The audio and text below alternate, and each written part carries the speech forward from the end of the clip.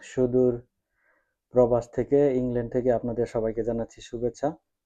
বাংলাদেশে এখন নির্বাচন, সেই জন্য আমিও সবার মতো অনলাইনে ভোটার রেজিস্ট্রেশন করেছি।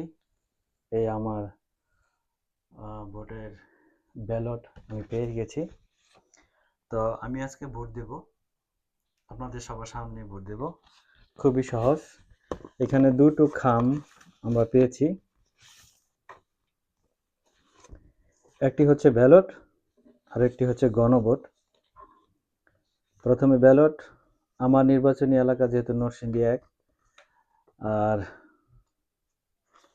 আমি নরসিংদী 1-এর প্রার্থী, যিনি ধানের শীষের প্রতীক নিয়ে নির্বাচন করছেন, জনাব খায়রুল কবির খোকন ভাই।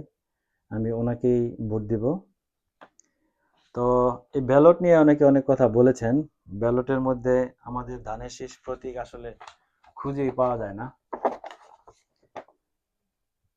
খুবই দুঃখজনক। এবং এটা আমরা প্রত্যাশা করি নাই, এই জিনিসটুকু।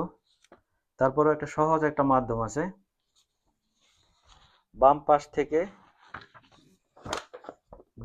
থেকে ধানের শীষ হচ্ছে 1, 2, 3, 4, 5, 6, 7, 7 নম্বর। 1, 2, 3, 4, 5, 6, 7।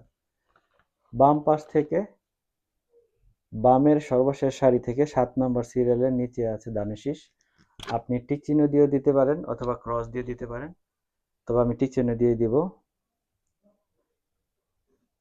আমি ধানের শীষে ভোট দিয়ে দিলাম এবং আপনাদের সবার কাছে আমি ধানের শীষে ভোট চাই। আপনারা জানেন শহীদ জিয়ার দল, বেগম খালেদা জিয়ার দল, তারেক রহমানের দল এইবার দেশ পরিচালনার সুযোগ পেলে আশা করি বাংলাদেশ থেকে সকল বৈষম্য দূর হবে। প্রতীকের ভোট দেওয়া আমার শেষ। এখন আমি আপনাদেরকে সাথে নিয়ে গণভোটের যে ব্যালট, সেটাতে আমি ভোট দিতে চাই। গণভোটের জন্য আলাদা একটা খাম, এবং মনে রাখবেন গণভোটের ব্যালটে শুধু 2টি অপশন আছে, হ্যাঁ এবং না ভোট।